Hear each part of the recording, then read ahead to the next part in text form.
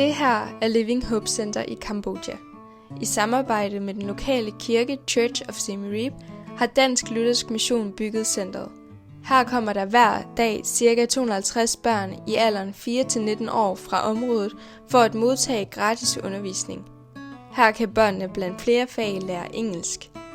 De voksne har også mulighed for at komme på centret til sundhedstjek, gudstjeneste og bibelstudie.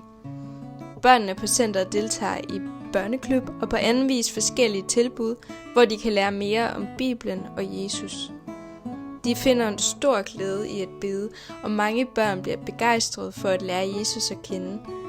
Hver dag tager lærerne med nogle elever på hjemmebesøg, hvor de får lov til at fortælle det gode budskab om Jesus til familierne.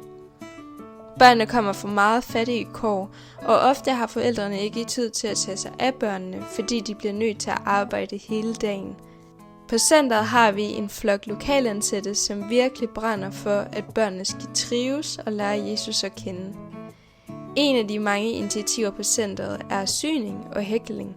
Her lærer en lille flok fra lokalområdet et håndværk, og det er du med til at støtte ved at købe deres produkter. Se med i videoerne og hør vidnesbyrd fra nogle af dem, som kommer på centret.